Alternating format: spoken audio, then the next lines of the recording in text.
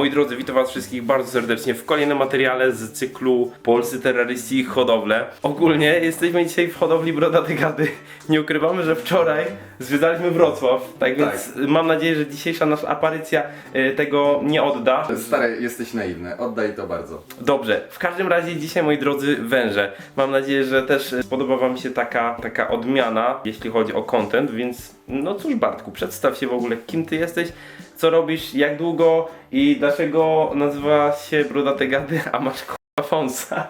Ja mam na imię Bartek i prowadzę hodowlę Brodate Gady, bo hoduję węże zbożowe. Ale one nie mają brody, stary. No nie mają, ale agamy brodate mają, a od nich zaczynałem. Tylko już agam nie mam. Nie mam ani jednej agamy, same węże zostały. Do tego przejdziemy też potem, bo to też jest kwestia, o którą cię chciałem zapytać. Ale jak długo się w ogóle zajmujesz terrorystyką? Ile ty masz w ogóle lat, koleżko? Jezu, 28. Wyglądasz na 17, słuchaj. Stara dupa ze mnie, no. Jasna sprawa. A hodowlą pierwszego węża kupiłem sobie 6 lat temu, 7 lat temu, więc jestem bardzo świeżym terrorystą. No elegancko. Świeżym, natomiast uważam, że z dość dużym tutaj zapleczem. Zaraz na nie przejdziemy. Natomiast tutaj generalnie jest wąż, który od razu przykuł najbardziej moją uwagę. Jest to pyton tygrysi, jak się nie mylę. I będziemy go, moi drodzy, dzisiaj karmić pod koniec odcinka. I będę go karmił ja i na 100 000 lajków będę go karmił trzymając tego szczura w zębach. Cześć. Ugryzłeś się kiedyś? Nie. On jest grzeczny do momentu, w którym nie poczuje żarcia. Tak więc to myślę, że zostawimy na później, jeśli chodzi o atrakcję. A teraz przejdziemy się do pokoju, w którym w sumie dzieje się wszystko, jeśli chodzi o rozmnażanie i o hodowlę. Chłopie, z Rybnika, jak przyjechał, się tak dziwisz. Dobra, on mnie zaraz ukąsi. Dobra, moi drodzy, nie przedłużając, idziemy na hodowlę Brodate Gady i przechodzimy sobie pokój obok. Stary, ja go nie otwierałem. Moi drodzy, przechodzimy do pokoju, w którym dzieje się cały proces hodowli. Bartku, no oprowadź nas tutaj. Tu są węże. Co ty gadasz? Węże, Nie spodziewałem się tu tego. są węże, a tu też są węże. Dobra. A zresztą tutaj też mamy węże i tu mamy węże. A tu?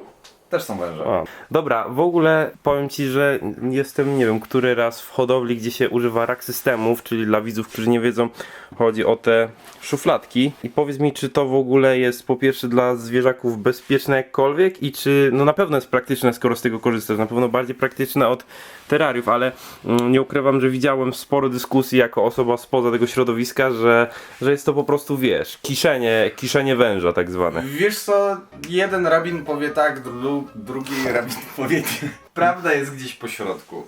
Czy jest to idealne rozwiązanie dla węża? No nie. Czy wąż się może trochę upośledzić ze względu na to, że jest trzymany w szufladzie? Trochę tak. Moją ambicją, jeśli chodzi o hodowlę, to jest po pierwsze przerzucenie wszystkich węży na te rack systemy, które są od Chrisa. Są po prostu To jest zajebiste. mega fajna rzecz, a to jest polska produkcja, nie? Tak, to jest polska produkcja, szuflady są mega długie, nie ma problemu z miskami na wodę, że wąż wylewa cokolwiek. O, Przemku, zamienimy się zaraz, wezmę A kamerę dlaczego? i pogłaskasz tego węża i powiesz mi, jaki jest w dotyku. A bo on nie ma łusek, stary. No Ej, teraz to zauważyłem, co ty dawaj gadasz? kamerę. On wygląda, stary, czekaj. Jak marchewka, no patrz w kadrze tutaj. O, no patrz, stary. Pełzająca marchewka.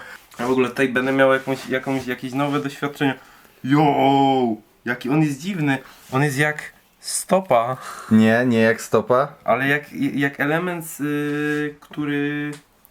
Czekaj, Tak, dobrze kombinujesz. nie wiem jak co to jest. Facet ma taką część ciała, która jest dokładnie taka w dotyku. To stary, to się leczy.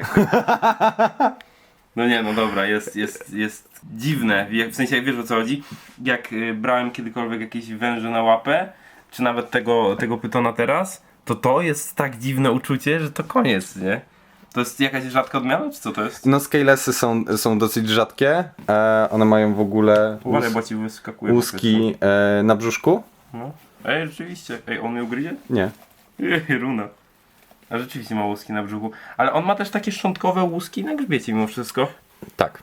Tutaj jeśli chodzi o te 3 rack systemy, to jest tak naprawdę nasza podstawa hodowli. 4, jeszcze ten. Tutaj są dorosłe węże i te, które są prawie dorosłe, które są na ten i na przyszły sezon do rozmnażania. To są rodzice maluchów, które będą sprzedawane od Czaję. wiosny. Czaj, jakiś najciekawszy projekt hodowlany na przyszły rok? Na ten sezon? Na przyszły rok węże jest taka 4, która jest w ogóle rodzeństwem i dorośnie, część dorośnie jeszcze w tym roku, za jakieś 2-3 miesiące będziemy dopuszczać, ale na przykład samiec będzie dopiero na przyszły rok. I tutaj mamy 4-5 genówy. To jest wszystko rodzeństwo, wyklute z jednych jajek, więc tutaj też możecie sobie zauważyć, jaka jest różnica, jeśli chodzi o dorastanie węży. I tutaj macie najprawdopodobniej, to jest 99%, Snow Toffee Stripe Tessera. Jest przepiękny, bardzo dużo żółtego ma. Cena takiego węża to około?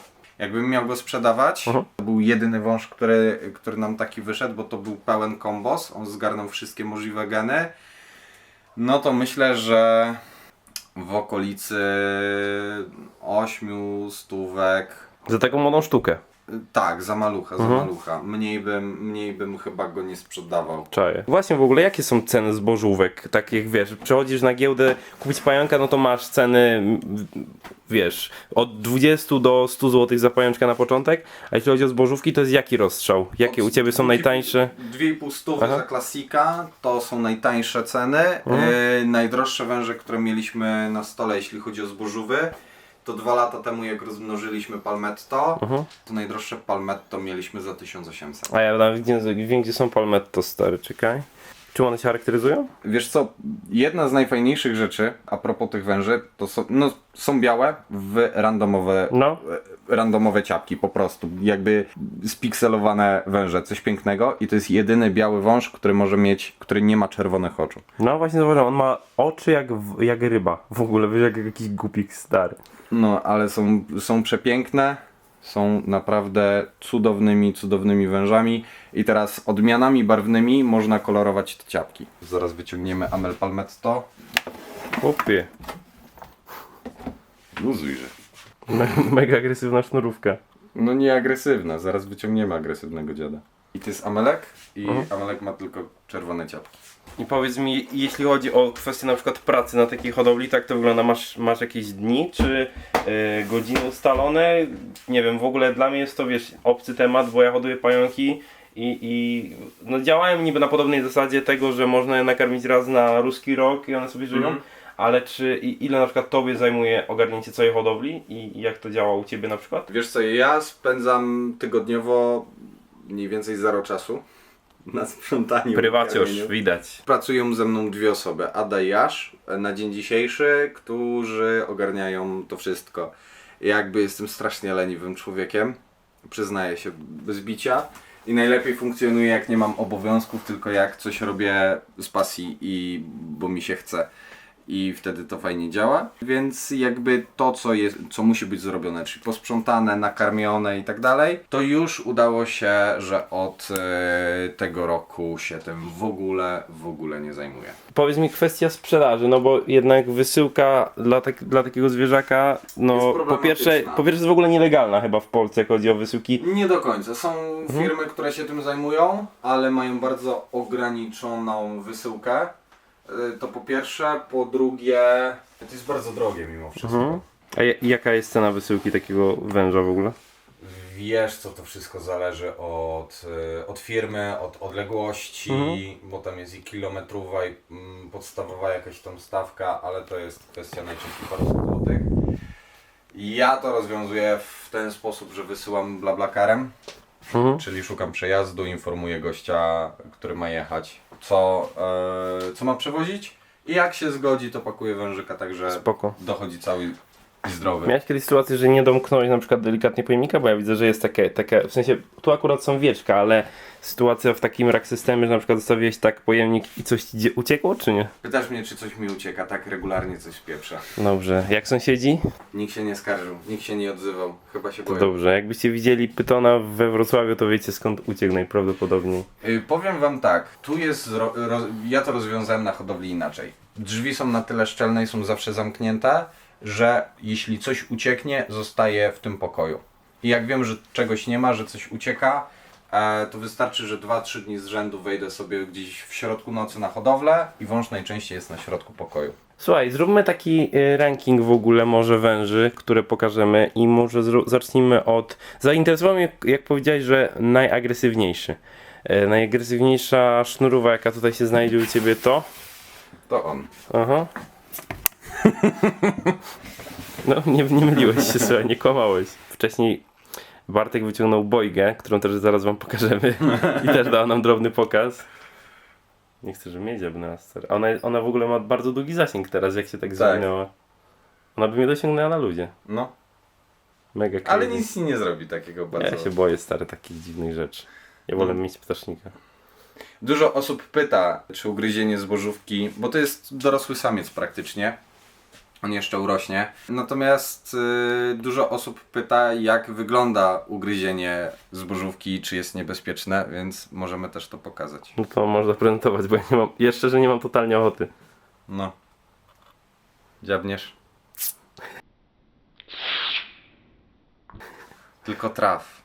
Hodowcy zwierząt są zbudowani inaczej, stary. No dziabnij. No dziabnij. Co za bzdura, stary. Miałeś być agresywny.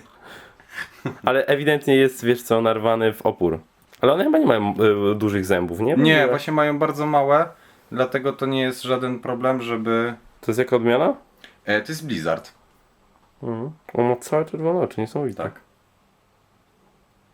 Dobra, tak więc no udowodniłem rzeczywiście, nie jest to najspokojniejsza sznurówka, jaką widzieliśmy. No. Może teraz jakaś taka najbardziej sentymentalna twoja sztuka?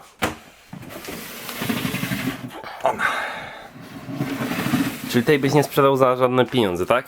No nie, ze względu na to, że to jest pierwszy wąż, który się wykluł w brodatych gadach. No, czyli widzisz, ja też mam pająka, którego rozmnożyłem po raz pierwszy i jest to młody z mojego pierwszego rozmnożenia, samiczka. Jest taki sentyment do takich zwierzaków mimo wszystko, no. O, tu masz ładny refleks, który chciałeś nagrać przy wcześniejszym wężu.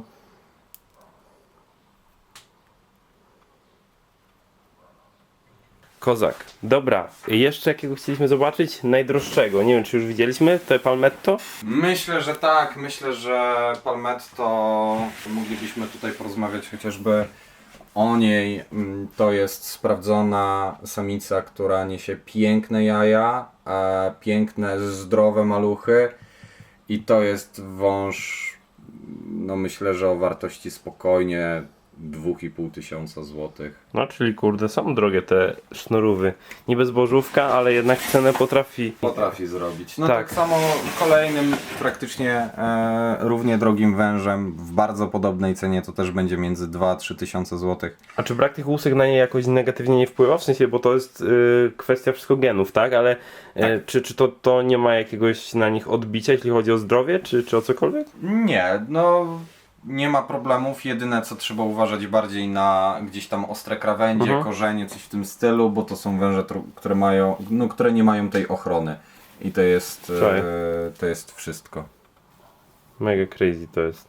Tutaj kolega także jest zacnym regiusiarzem. Myślę, że warto to pokazać. Ja z regiusów, jedyne doświadczenie jakie miałem to z pibaldami. Tu masz, widzę, jakiegoś, mogę go sobie wsunąć? Tu masz ładnego regiusa. Ale to jest coś innego. To jest pibald, czy to jest coś innego jeszcze? Tu masz. Black Pierre moje arpiet. Daj mi tą kulkę. Proszę. Idealna kuleczka. To jest taki, są takie rogale kręcone, to właśnie on jest. Mega śmieszny. To jest Black Pastel Yellow Belly Mojave Piet. Ale przed wylinką jest, nie? Bo widzę, Tak, oczko tak, ma tak, takie całe szarawe. Fajne, no ja generalnie lubię regiusy, nie wiem, to są węże, które... Ale jest pięknym torcikiem. No właśnie mówię ci, Wężem, który mi się z kolei najbardziej podoba, to jest siostra tego białego samczyka. Ej, mega ładne, co to jest? To jest Anery Toffee Stripe Tessera. Mega ładny wąż to jest. Ma bardzo ładne łuski, takie jak takie cegiełki stary poukładane.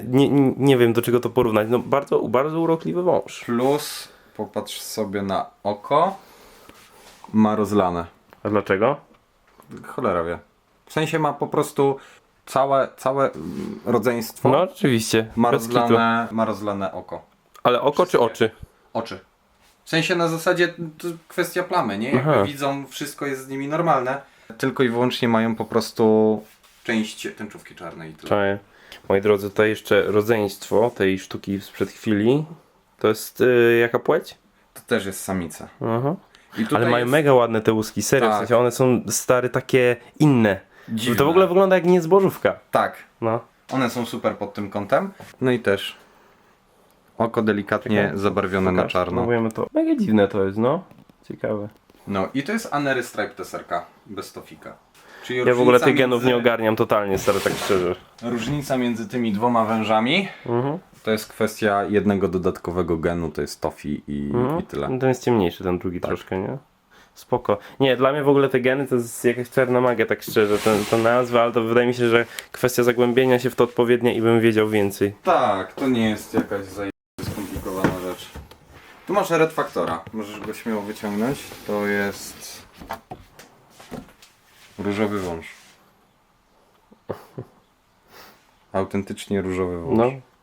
Hybryda świni węża. Nie ukrywam, że jak wszedłem tutaj, to jest bardzo taki charakterystyczny, specyficzny zapach. W sensie hodowla pęków też ma, wiesz, zapach mocno taki torfowy. Że co, jak wchodzisz, to czujesz to włókno. Tu jest zapach, nie wiem czego, to są pewnie odchody pomieszane z trucinami. Lignocelem, no. Lignocelem. I na przykład, nie wiem, przeszkadza ci ten zapach? Przyzwyczaiłeś się do tego? Dla mnie, wiesz, to jest nowy zapach, ja go cały czas czuję bardzo. Tak. Ale właśnie... I tutaj ja też czuję, ze względu na to, że też jesteśmy w dniu, w którym jest przed sprzątaniem. Tak naprawdę jesteśmy w momencie, w którym jest przed sprzątaniem. Będzie sprzątane, ale ja Tak. ci nie muszę tego robić, nie? Nie. No dobrze. Natomiast to pytanie bardziej do ciebie. Jak wszedłeś do samego mieszkania, bardzo było czuć? Do samego mieszkania nie, ale tutaj tak. Tutaj było czuć bardzo, nie? Tutaj No. było czuć bardzo, wiesz, jakby jest niewielka przestrzeń i zbierać ten zapach, nie? Tak. Ale nie ma na przykład tak, że sąsiedzi ci zgłaszają, że ej, że coś tam czują u góry. Ale właśnie to jest kwestia, trochę odpowiedziałeś sam na pytanie. Wchodząc do mieszkania już tego nie czuć. To No. jest tylko i wyłącznie kwestia tego jednego pokoju i tego, że tutaj są te zwierzęta. Ogólnie węże jako takie nie mają żadnych zapachów. Jedyne co to właśnie gdzieś tam odchody, gdzieś jak coś przy tej ilości węży nie da się, czy nie będę ukrywał, czasami coś ci zwróci, czasami coś ci nie zje.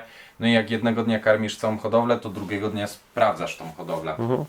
Więc na przykład przez blisko 24 godziny gdzieś tam może leżeć mysz albo nie jedna mysz i to też robi swój zapach, ale to jest tylko i wyłącznie gdzieś tam kwestia tego faktycznie pokoju, plus powoli przestajemy się tutaj mieścić.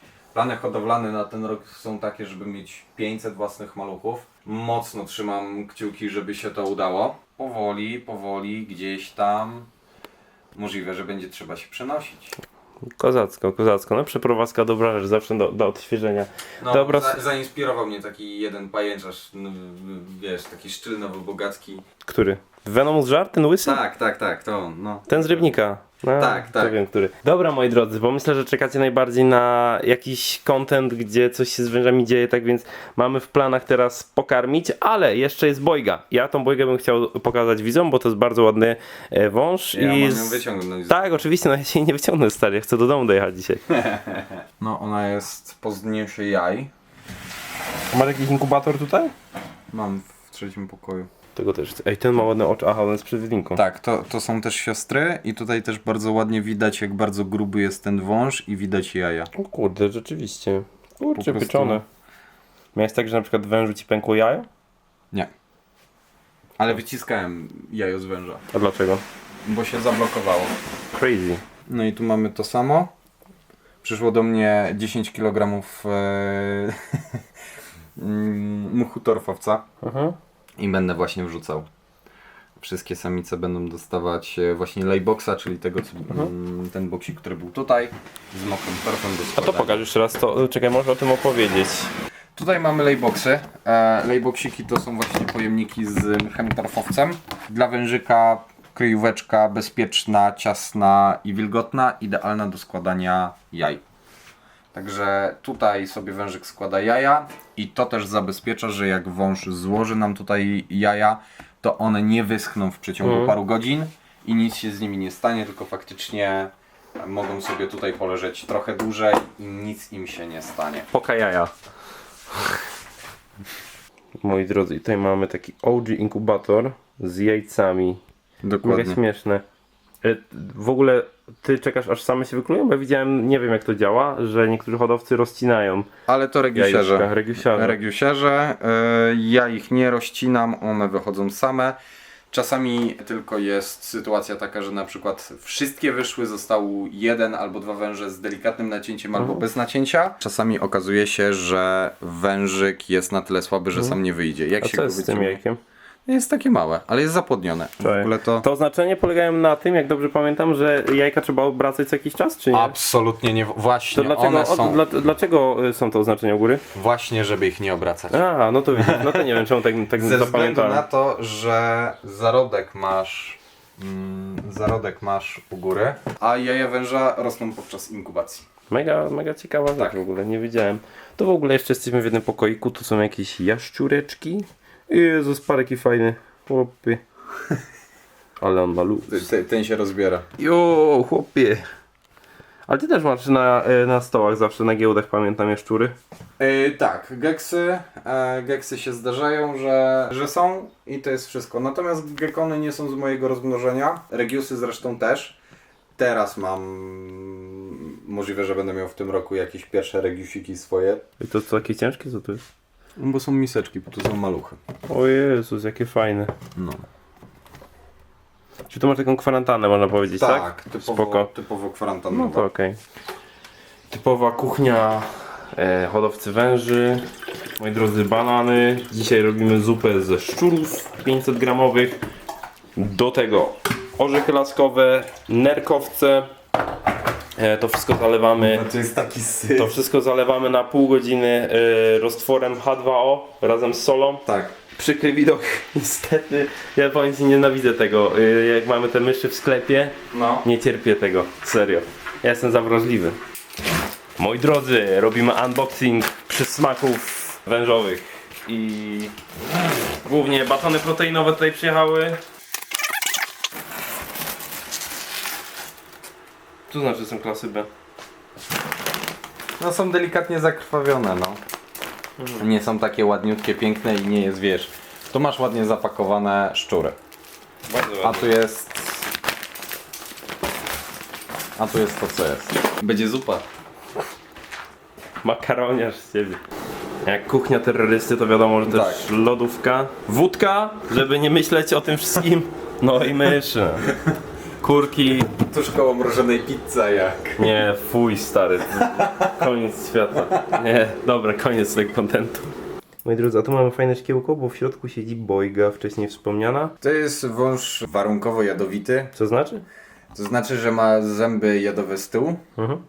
To pierwsza rzecz, więc musi się głęboko wgryźć, żeby w ogóle jad wpuścić. Tak jak gadamy heterodony, nie? Tak, Tak, z tego tak. co wiem też mają. Plus zęby nie są jak igła, nie działają jak igła i strzykawka przy tych klasycznie jadowitych wężach. Czyli nie są puste w środku i nie ma mięśni, które wtłaczają pod ciśnieniem pod skórę jad, tylko tutaj jad swobodnie spływa po krawędzi węża. W zębie są takie rowki, po których po prostu ten jad swobodnie Crazy. sobie spływa. Więc Niesamowite. tak, musi się na dłuższą chwilę wgryźć, głęboko wgryźć, żeby w ogóle było kąszenie jadowe. I tyle, cześć. To Mawelinę? jest wąż nadrzewny, nie? To Tak. warto wspomnieć. On w ogóle w porównaniu do zbożówek, które przed chwilą oglądaliśmy, ma mega specyficzny movement. To już miałem okazję zaobserwować przed chwilą. Co taki dźwięk wydaje? Ogon. Co ty gadasz? One tak robią? No ale to zbożówy też tak robiły, chociażby ten Blizzard. Nie. Oczywiście. Stary, że no tak. proszę cię. Wąż ma prawie metr. A nie widać, no, tego powiem ci. No. Widzowie, w momencie, w którym z Przemkiem nagrywaliśmy materiał o Boyze, czyli chyba najfajniejszym wężu, jakiego posiadam, byliśmy w takim stanie, że najzwyczajniej w świecie nie włączyliśmy nagrywania, więc dogrywam wam to teraz. Bojga jest jednym chyba z najfajniejszych węży, jakie posiadam, o ile nie najfajniejszym, ze względu na to, że jest to wąż warunkowo jadowity. Więc delikatnie mam stresa trzymając go teraz, ale muszę go oswajać, ponieważ to jest jeszcze młody osobnik. Ona ma obecnie około metra, natomiast docelowo będzie miała blisko 2 metry długości. Jest to wąż nadrzewny, dlatego jest tak smukły, tak szczuplutki, ale o co chodzi z tym, że on jest jadowity? Warunkowo jadowity. Tu są tak naprawdę 3 różnice.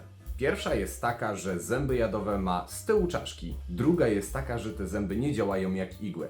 Czyli nie są puste w środku i wąż nie posiada mięśni, którymi wstrzykuje ją bezpośrednio pod skórę do rany. Okej, wąż się zdenerwował. Więc jak to działa? Najzwyczajniej w świecie na zębach są mrówki, po których jad swobodnie spływa na wierzch rany. Co w przypadku ukąszenia? Jeśli wąż ukąsi z jadem, po pierwsze musi być to bardzo głębokie ukąszenie, żeby... Stresujesz mnie mała. Musi być to głębokie ukąszenie, żeby wąż wgryzł się... żeby wąż wgryzł się tylnymi zębami do rany i musi być dosyć długie, żeby też ten jad swobodnie spłynął do rany i ją zainfekował. Więc czuję się w miarę bezpiecznie. Natomiast gdyby się tak stało, jedyne co mi grozi to miejscowa martwica, najprawdopodobniej, bo wiadomo, organizm może zareagować alergicznie na to, no tego nigdy nie wiemy, dopóki się nie przekonamy.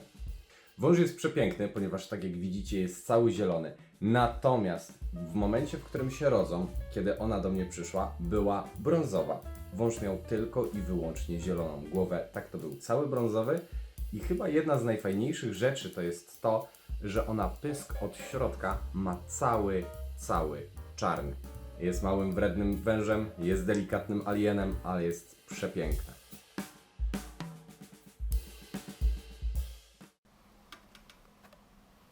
No, ona jak załapie, że to jest jej domek, to ona wchodzi sama. No i zrobiłaś mi kuku. Top 10 węży. Nie wiem, czy widzicie, o co chodzi, ale ona się nam tutaj między szybkę normalnie wbiła. Ona jest malutka. Dobra. To zamykamy i przechodzimy. Moi drodzy, teraz fragment, na który pewnie większość osób czeka. Ja będę karmił węża, nigdy nie karmiłem takiego bydlaka, więc będziemy karmić szczurami. 500 gram, tak? Tak, Jak ona się nazywa? Okruszek. okruszek. BDJ. Będzie jod. Siemanko, z tej strony Bartek z Brodaty Gady. Jak widzicie, ogoliłem wąsa. No ale chuj z tym. Karmię się mojego węża. Którego wziąć szczura? Którego... Niech widzowie ocenią, którego wezmę. Tego chcę. Bo on jest taki... Uważam najbardziej rozmoczony. Fuj, ale to jest obrzydliwe. Piękne. Słuchajcie, karmienie jadowitych dusicieli jest naprawdę niebezpieczne. Nie róbcie tego bez rękawiczek. Ja już robię to 10 lat. Jak on aportuje czy coś? No i się odsuń.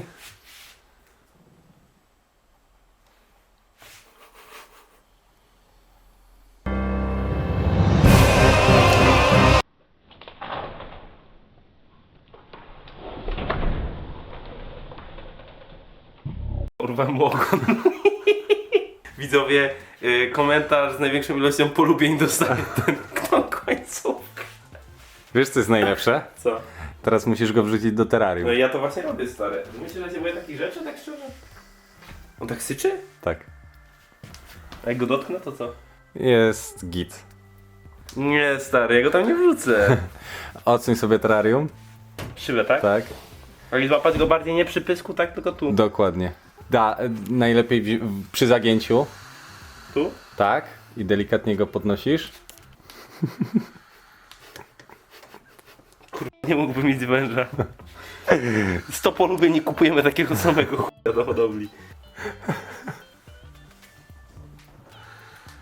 Dobrze. Już. O.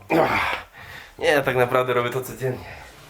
Słuchajcie, jeśli chcecie więcej kontentu z karmienia, wysłajcie mi blik na szczury. Link w opisie. Nie, tak naprawdę ten ogon naprawdę jest do wygrania. Dobrze, moi drodzy. Wąż je. No nie da się ukryć, że je. Cóż mogę więcej rzec? Bartku, bardzo dziękujemy za tutaj odwiedziny gościny. Myślę, że możesz powiedzieć jeszcze jakiś mowę końcową. To jest twój czas. 5 minut twoje. Węży się nie ma co bać, węże są super, a zbożówki są idiotoodporne, więc... I w środę nie pije się na rynku w Krakowie. We Wrocławiu. Dobra, koniec.